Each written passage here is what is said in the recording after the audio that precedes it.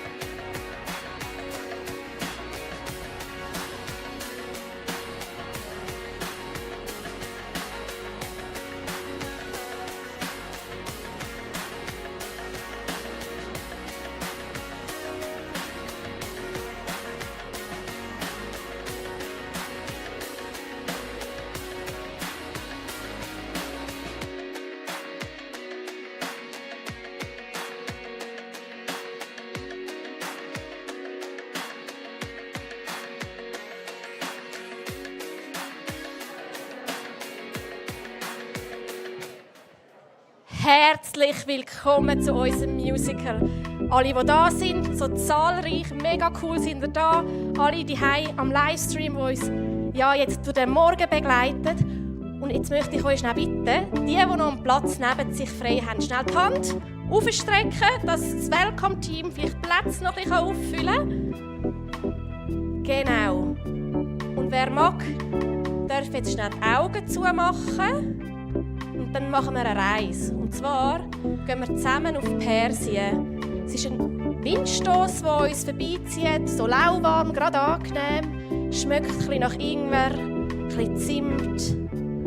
Vielleicht hat es noch so einen Pfefferminzgeschmack in der Luft und noch ein bisschen Weihrauch. Und jetzt wünsche ich euch viel Spass mit dem Musical.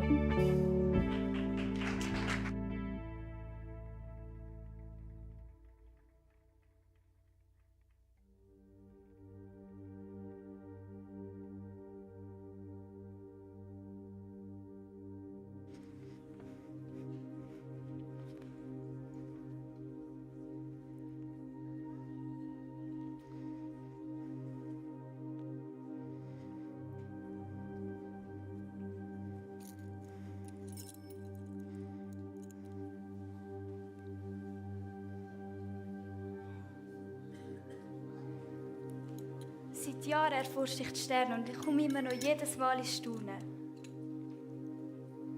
Wie klein wir doch sind. Wer kann sich so etwas ausgedacht haben?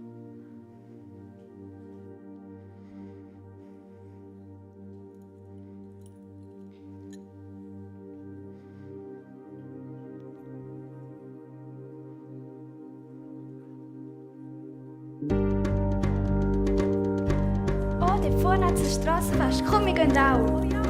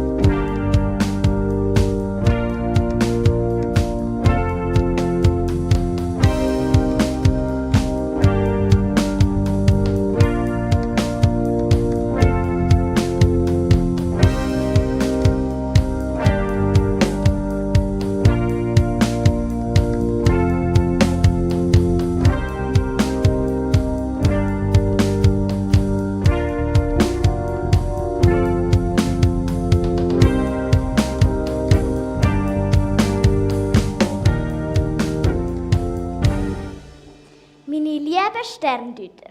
Wir haben uns heute Abend hier versammelt, weil eine außergewöhnliche Konstellation am Himmel auftreten ist, die wir so noch nie gesehen haben.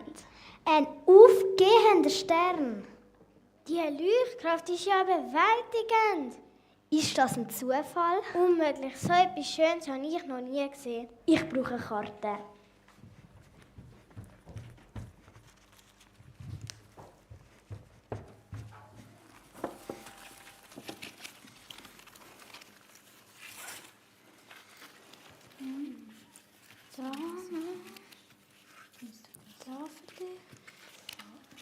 Ein König? Es muss ein neuer König sein. Ein König. Ich wüsste nicht, was ein neuer König sollte geben. Ich habe von nichts gehört. Aber alle Zeichen sprechen dafür. Schau da und da, die Verbindung. Von da hin und von dort. Das heisst, es gibt da einen Schnittpunkt. Genau da. Es muss irgendwo genau da sein. Nach Osten. Ich glaube, es muss irgendwo im Osten sein.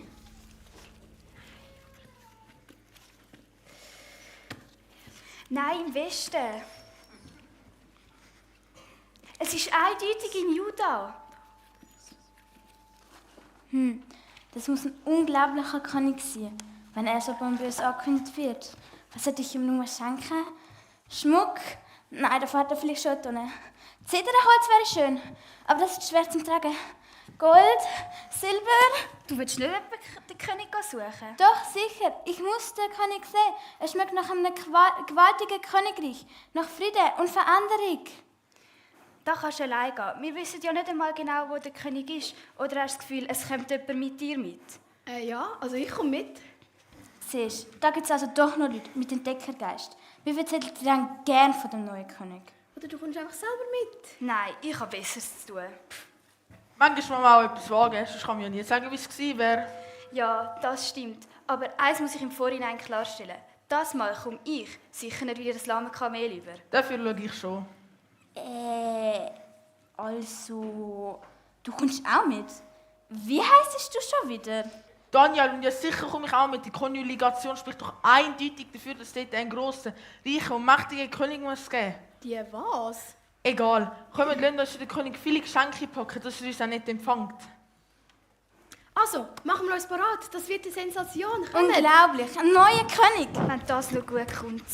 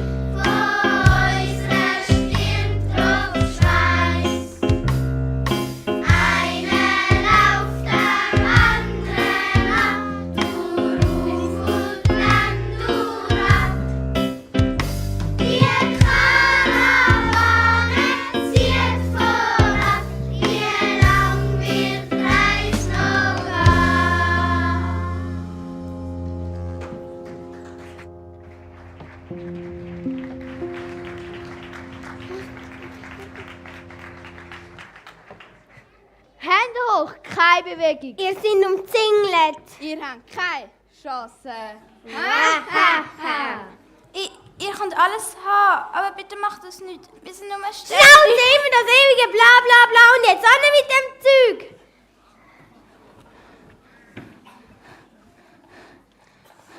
Schaut auch da, wer wir da haben. Was für ein Zufall. Das Gesicht kennen wir doch. Was machst denn du bei den farbigen Papageien? Und die haben gemeint, du sagst ihren Kumpel. Einmal Räuber, Immer Räuber. Ha, ha, ha. Was hast du schon alles abgeknüpft? Also, ich... Schon gut. Schau, du teilst alles mit uns und dann bist du im Geschäft mit dabei. Wie immer. Alle mit deinem Schatz, aber Dali. Ist das dein Ernst? Ah, darum hast du also so unbedingt mitkommen zu dem neuen König. Du Verräter, du schwarzes Loch, du Meteoroid, Es ist du... im Ernst, an mit dem Weihrauch und der Myrrhe.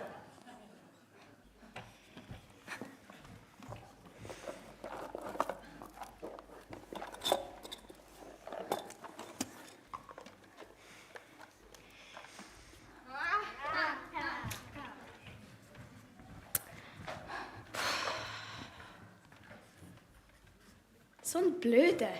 Warum haben wir das nicht früher gemerkt? Das hätten wir doch checken müssen. Ich habe noch gedacht, das ist keiner von uns. Boah, wenn ich dem noch einmal begegne, dann hau ich dem... Kasper, so kenne ich dich doch gar nicht. Ich habe noch ganz eine andere Seite, wenn man mir so kommt. Das macht man einfach nicht. Das ist eine bodenlose Frechheit, so etwas. Weißt du, wie lange sind wir jetzt schon zusammen mit dem Depp gereist? Und ich habe ihm noch geglaubt und vertraut. Was machen wir jetzt? Ohne Geld und ohne Geschenk für unseren König kommen wir wohl nicht weiter. Warum? An den Sternen hat sich nichts geändert. Ich muss den neuen König sehen. Ich würde mir es nie verzeihen, wenn wir jetzt wieder umkehren. Ich weiß ja nicht. Ja, doch. Also der Heimweg wäre auch lang. Also kommt, weiter geht's. Komm, Kamel.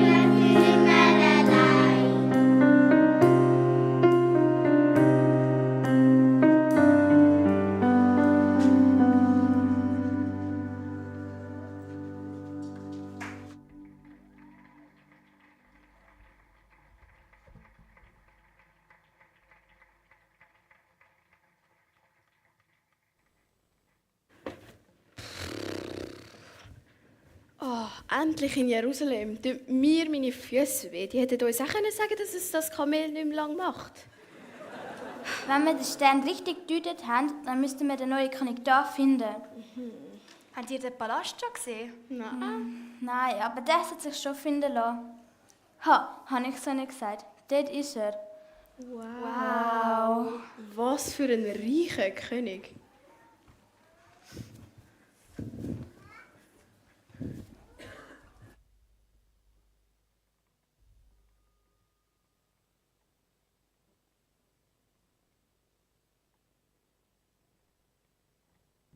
Was sucht ihr?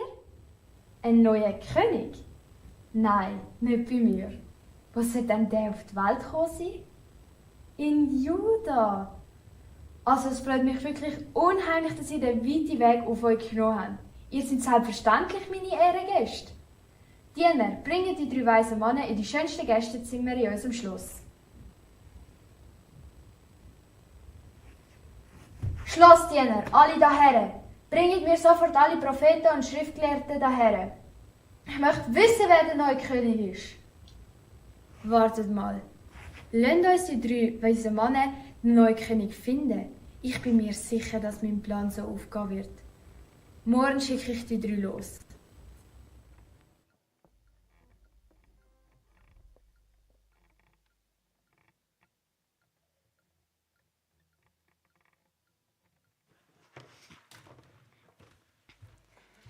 Habt ihr den Palast gesehen? Wie reich muss der erste neue König sein, wenn sich sogar der Herodes von ihm verbeugen will?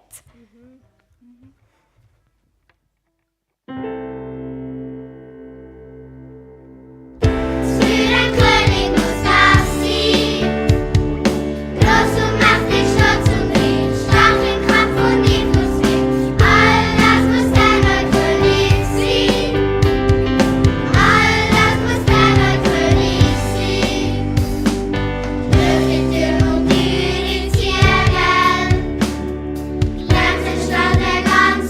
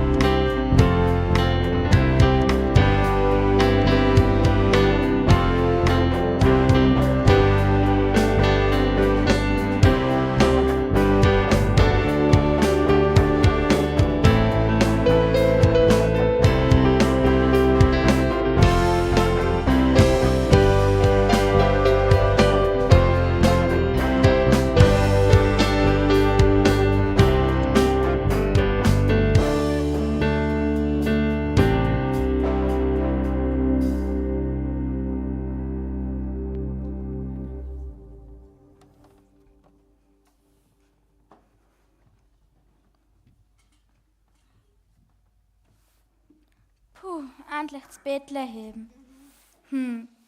Was soll der Macht fragen wegen dem neuen König? Entschuldigen Sie, haben Sie etwas von einem neuen König gehört? Komisch. Wissen Sie etwas von einem neuen König? Entschuldigung, wir suchen den neuen König. Echt komisch, das kann doch nicht sein, dass wir so Taschen haben. Es muss einen neuen König geben. Oder wir haben irgendetwas übersehen. Aber der Stern... Ich hätte gescheiter auf mein Gefühl gehört. Ich habe doch von Anfang an gesagt, dass... Melchior, danke, wir wissen es. Und ich habe von mir gedacht, ich sage ein guter Sterndeuter. Aber ich kann es irgendwie gar nicht glauben. Jetzt gehen wir doch zuerst mal etwas trinken. Okay. Ja.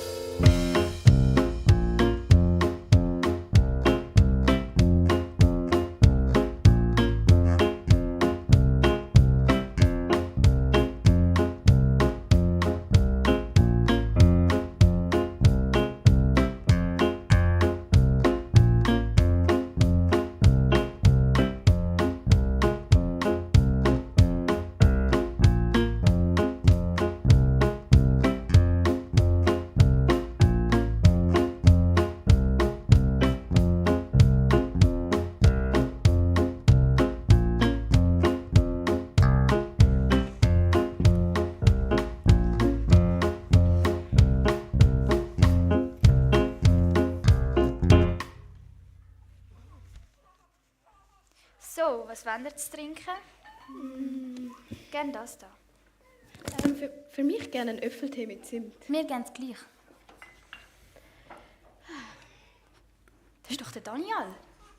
Nein, schafft jetzt der Dieb da? Komm, wir gehen. Nein, jetzt trinken wir zuerst eins. Verstellen kann uns ja nicht mehr.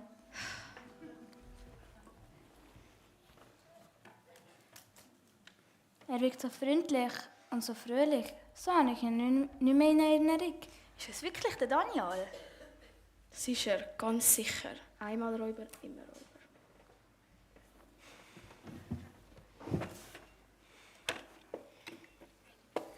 Mit euch habe ich jetzt aber nicht gerechnet. Ja, und du hast deinen Job gerade mal wieder ein bisschen gewechselt. Mal Räuber, dann Sterndeuter und jetzt nach Kellner. Wirklich bemerkenswert. Es ist nicht so, wie ihr denkt. Ah, nicht? Wie soll ich euch das erklären? Weiss die Wirtin von deinem Nebenjob? Lass ihn doch zuerst mal ausreden.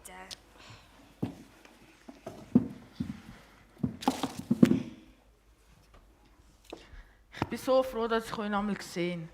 Es tut mir so leid. Ich hätte euch nie verraten und bestellen.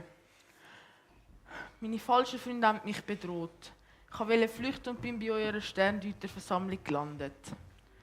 Wo ihr gesagt habt, dass ihr aus der Stadt seid, habe ich gedacht, so ein komischer Abend dann.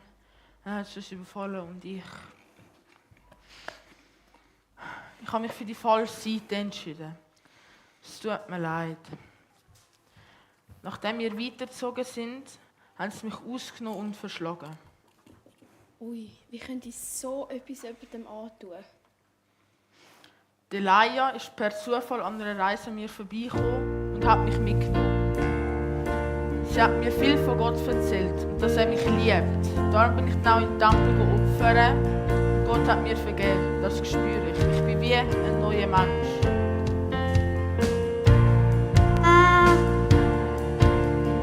Bin ein neuer Mensch. Es ist die Gnade, wo mir neues Leben schenkt. Als wo ich war, das schüttle ich von mir ab. Mir ist vergeben.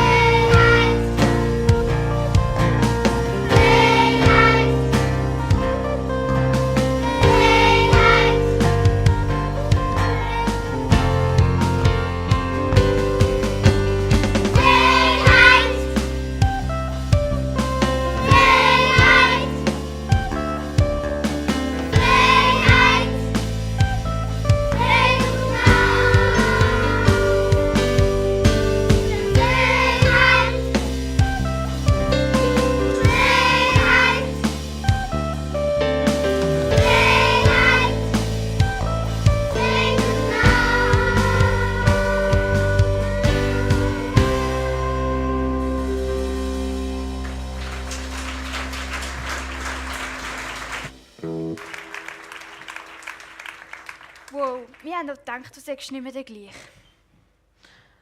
Es tut mir leid. Ich hoffe, ihr könnt mir auch vergeben.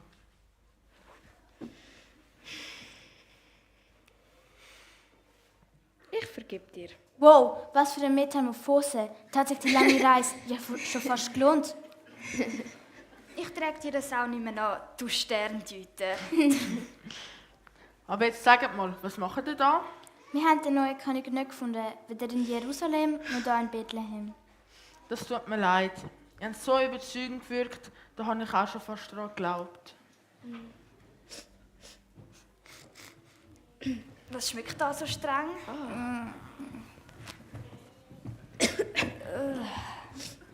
Es tut mir leid, mit eurem Duft vertreiben die meine Gäste. Wir haben einen Engel gesehen. Nein, einen ganzen Himmel voll Engel, der gesungen hat. Gottes Sohn ist auf die Welt gekommen, da bei uns. Wir haben es mit unseren eigenen Augen gesehen. Es ist unser Retter, unser Herrscher und unser König. Das Baby ist der König! Kommt, los! Der neue König, der Friedensbringer und Retter. Ich hab's gewusst, ich hab's gewusst.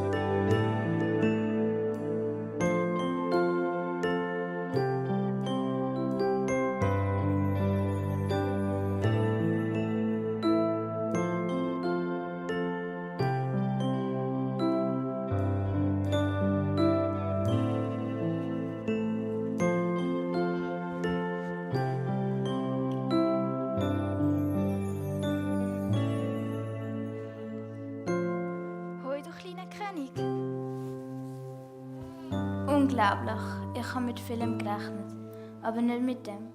Der König liegt im Stroh und die normalen Leute haben ihn vor uns gefunden.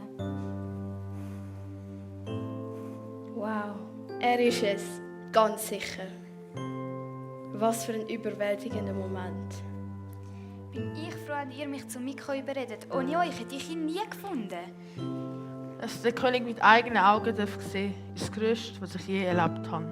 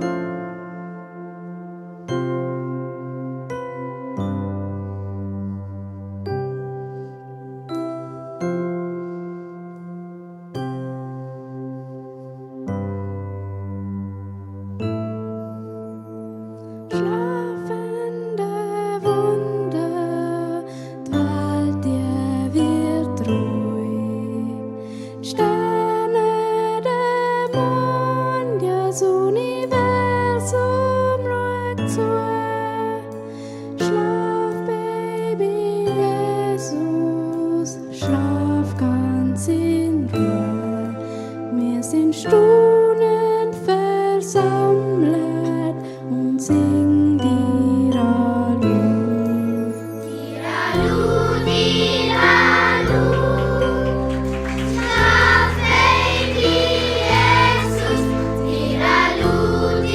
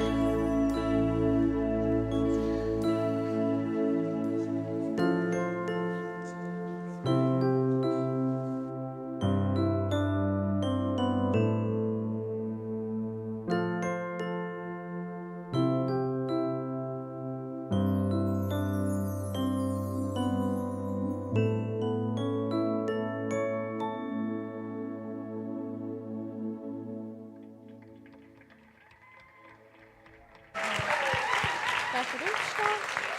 Dürfen aufstehen.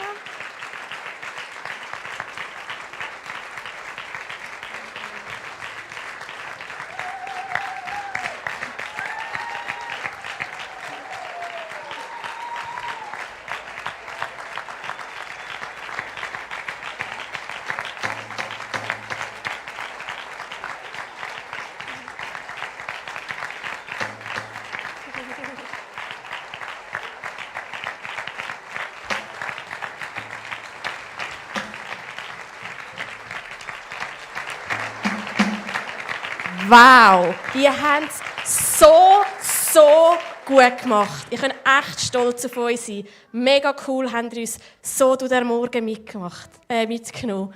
Danke euch viel mal. Und ich möchte auch noch ein paar anderen Leuten Danke sagen.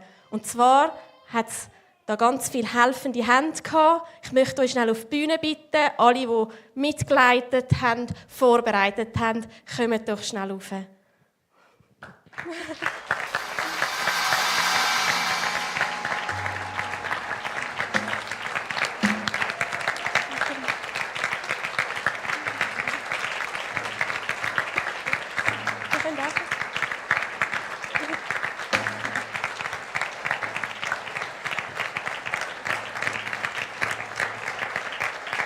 Ja, sie alle haben ganz viele Stunden investiert, ihr Herz reingegeben. Und es war so lässig, mit euch Leiter zusammen, mit euch Kind das Ganze vorzubereiten.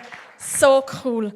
Hey, und jetzt ist es so, liebe Kinder und Teens, haben wir nämlich auch, und Müsli, die dabei waren, jetzt beim Musical, dürfen jetzt gerade nachher runter und in die Kinderräume, dort, wo wir auch vorher waren.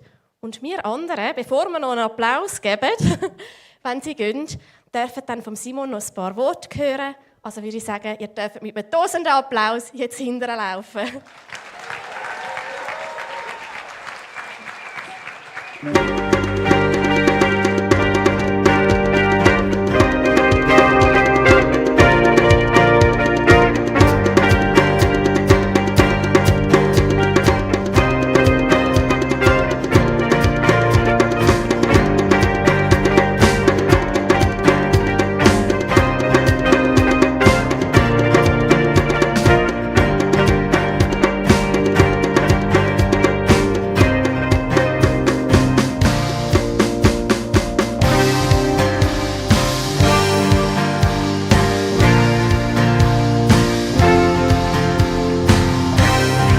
So laut wie wir können, nochmal einen riesen Applaus für alle zusammen, die mitgearbeitet haben.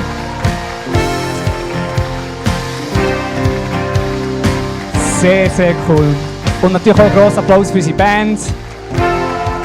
Technik.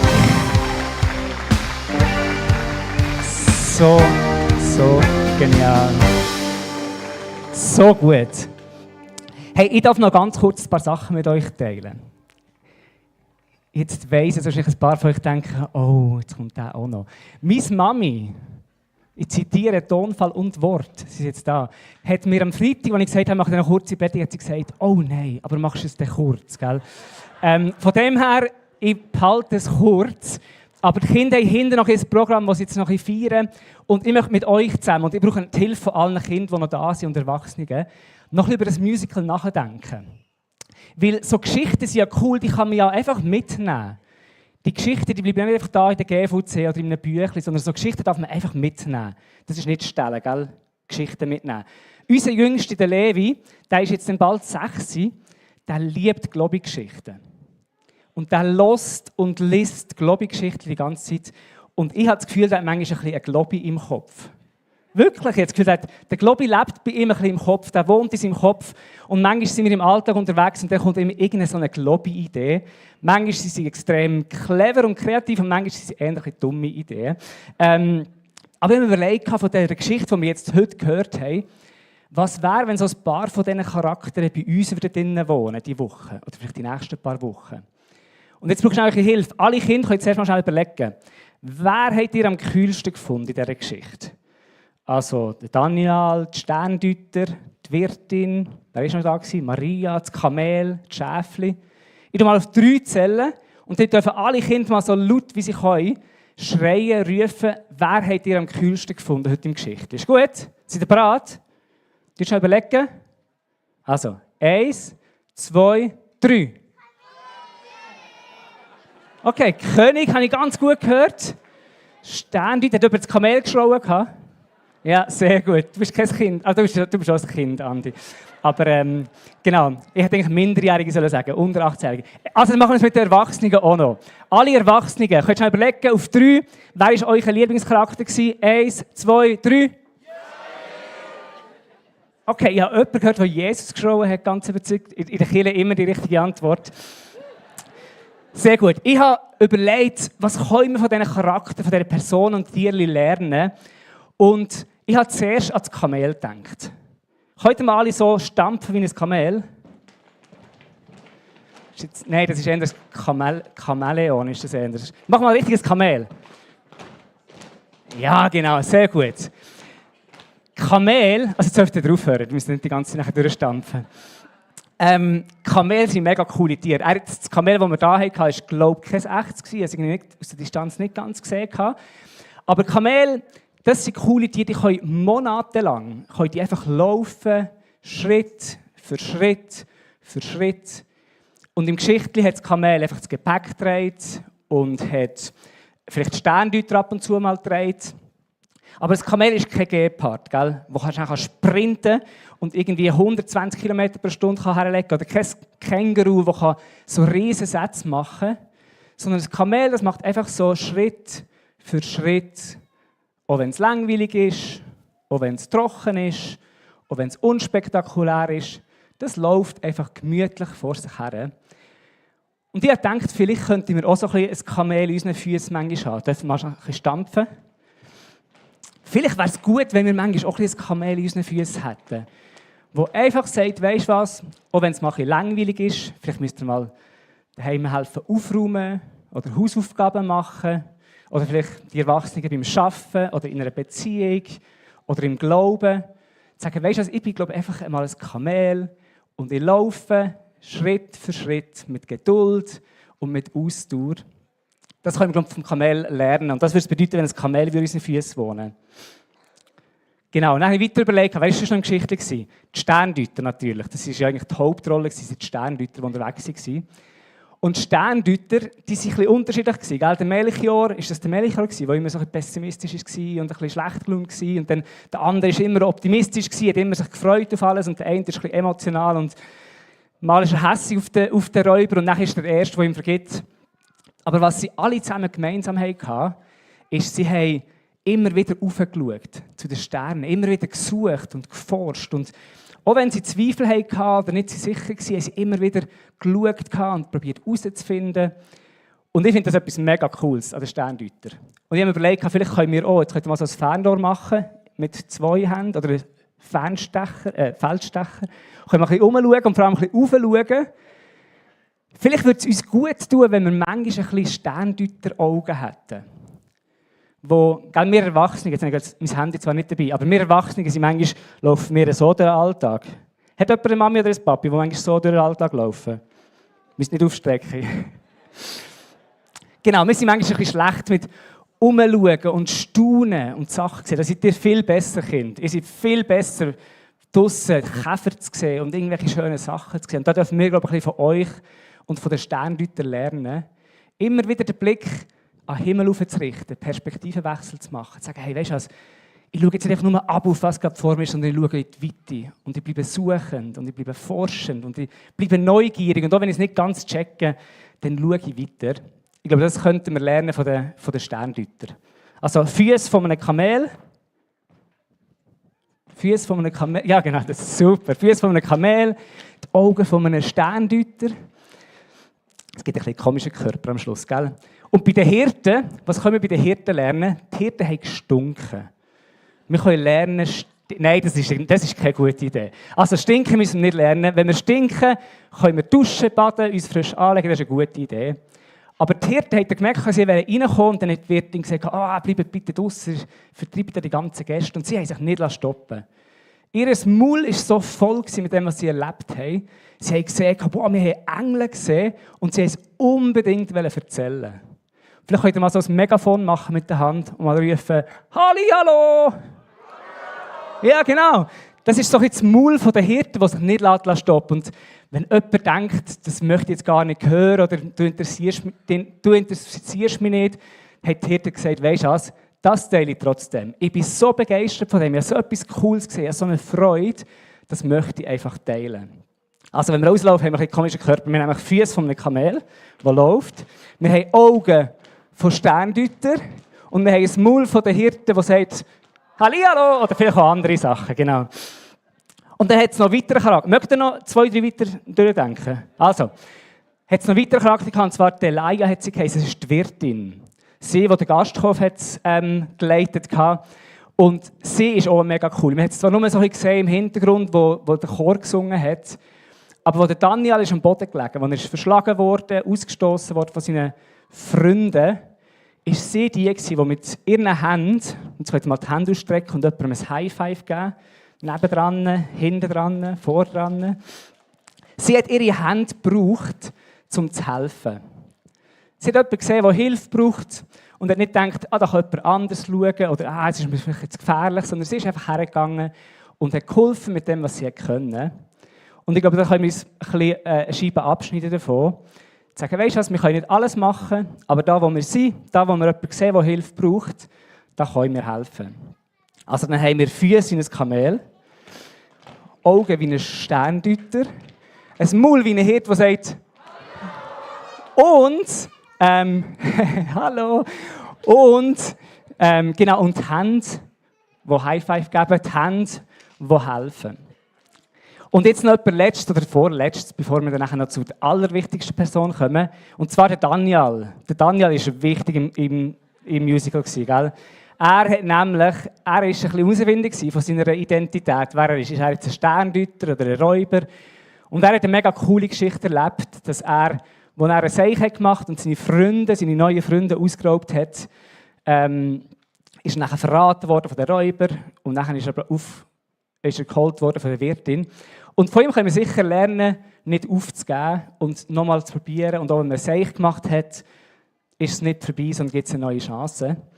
Aber wisst ihr, was ich glaube, was am wichtigsten ist, was man Daniel lernen kann, wenn es um unseren Körper geht? Ja, an meine Ohren denkt. Du mal die Ohren zuhaben, ganz fest. Also, könnt ihr euch aufmachen? Genau. Der Daniel musste lernen, auf welche Stimme hören. Weil die Räuber haben ihm gesagt, einer ist ein Räuber, immer ein Räuber. Genau, haben sie ihm gesagt. Und er musste lernen, zu unterscheiden, auf welche Stimme hören und auf welche vielleicht weniger. Und ich glaube, da können wir auch ein bisschen lernen, ein bisschen Ohren haben wie der Daniel. Und manchmal unsere Ohren einfach zumachen und sagen, vielleicht was andere über uns sagen, vielleicht auch Stimmen, die wir uns selber hören, sagen, da höre ich nicht her. Die Stimme, die ich ausschalte in meinem Kopf. Genau. Also, das gibt einen lustigen Körper. Machen wir das letzte Mal. Ist gut? Die Füße vom Kamel, die Augen vom Sterndeuter, die Hände, nein, das Maul von der Hirte, Hallihallo, die Hände von der Wirtin und die Ohren von Daniel. Genau. Also das wären also Sachen, die wir einfach mitnehmen von heute Morgen. Das dürfen wir einfach mitnehmen, das müssen wir nicht in der GVC lassen. Aber die wichtigste Person in der ganzen Geschichte, sie hat zwar keine grosse Rolle gespielt, aber jemand hat es vorher schon gesagt, ist immer die wichtigste Person in der Kirche, gell? Das ist Jesus. Ich habe es geliebt, an der Krippe vorne, da liegt er ja, also nicht der Richtige natürlich. Aber da ist der Jesus in der Krippe inne und am Schluss war um die Krippe versammelt stinkende Hirten, Leute, die Fehler gemacht haben, wie der Daniel, zweifelnde, suchende Sterndeuter. Einfach so ein bisschen, alle durften zu Jesus kommen. Und ich habe mir dann überlegt, wo würde denn Jesus in unserem Körper wohnen? Wahrscheinlich von Fuß bis Haarspitze, kann ich nicht sagen. Von da oben bis ganz unten. Aber ich glaube, Jesus, und das steht in der Bibel, Jesus möchte in unserem Herz wohnen.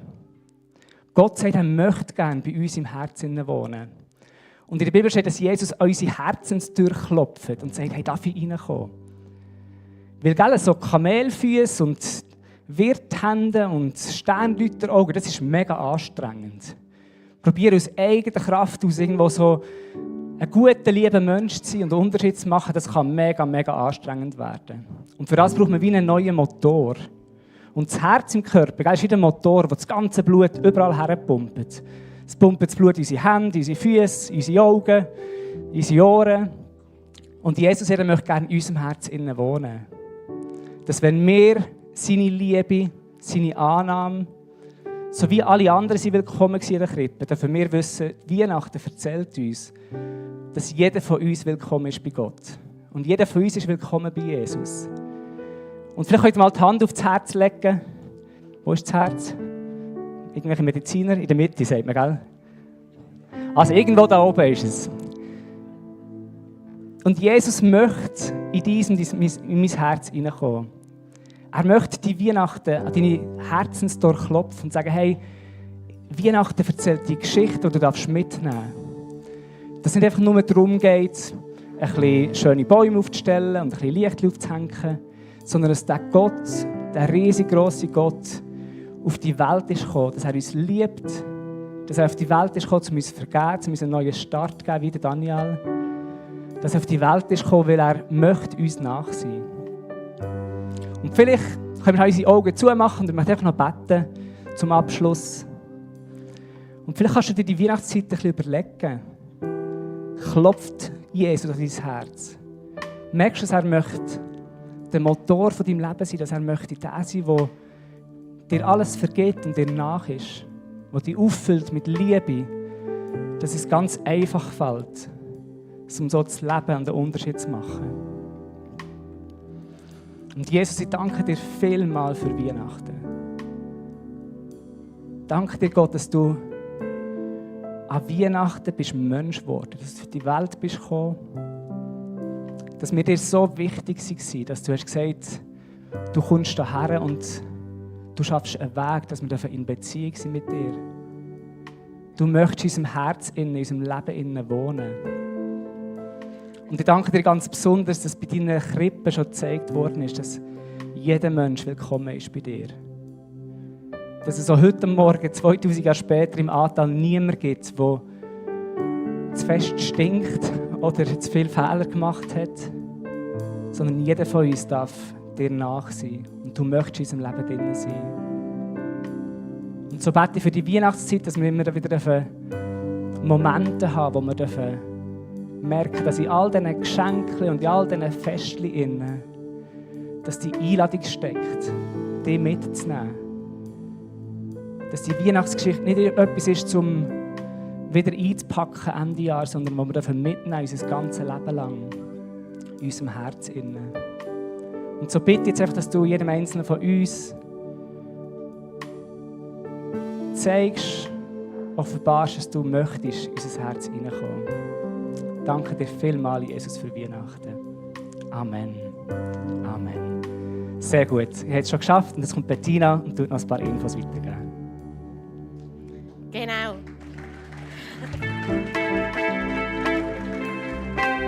Also zuerst möchte ich euch einladen, euer Handy vorzunehmen, die wollen. Ihr seht jetzt dann gerade einen Code hier hinten eingeblendet.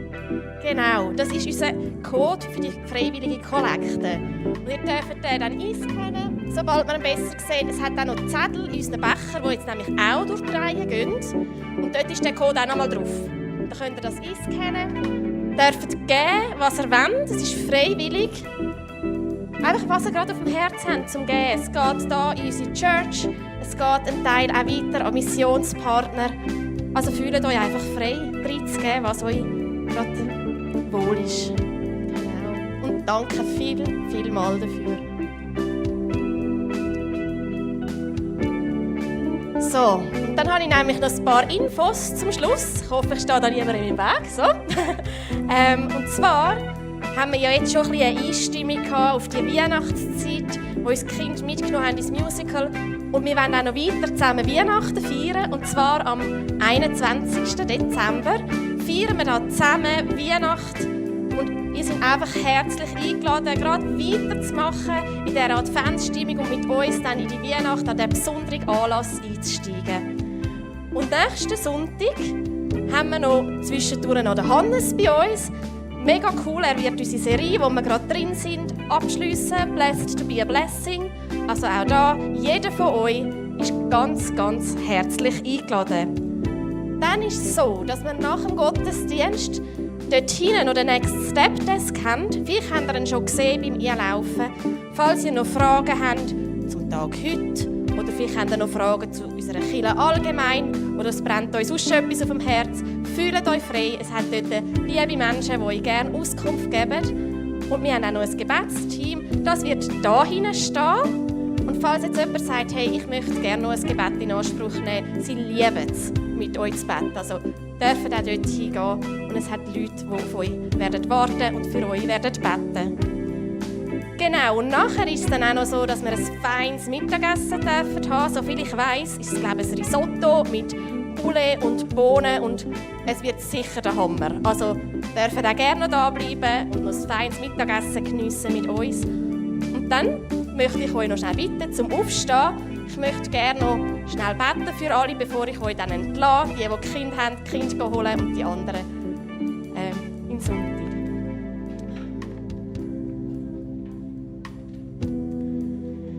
Ja, Vater, ich danke dir einfach für den heutigen Tag. Ich danke dir für jedes von diesen Kindern, das da reingestanden ist, das sich vorbereitet hat oder das jetzt da gehockt ist und zugeschaut hast.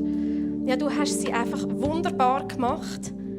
Und schon bei ihnen bist du nahe, schon sie liebst du. Und ich möchte einfach jedes Kind da ihnen zuerst mal ganz fest segnen, dass sie in dieser Adventszeit dich spüren dürfen, dass du an ihre Herzenstür anklopfen und sie einfach schon ein Stück von deiner Liebe mitnehmen dürfen, die du für uns parat hast. Und so möchte ich dich auch für jeden, der jetzt da rein steht, bitten, dass jetzt wie so ein bisschen die Einstimmung war auf diese Zeit und dass du uns in dieser Zeit, die ja, einfach eine heilige Zeit ist, wo du so ein Wunder gebracht hast, einfach nahe bist und mit uns da reingehst, dass wir Schritte auf dich zugehen, aber dass, wie der Simon gesagt hat, hey, du bist der anklopft. Zuerst müssen wir mal nichts machen, dass wir das in Anspruch nehmen und das Klopfen dürfen hören. Und ich danke dir einfach fest dafür, dass du jeden da rein einfach liebst und für jeden da rein auf die Erde gekommen bist, an Weihnachten. Amen.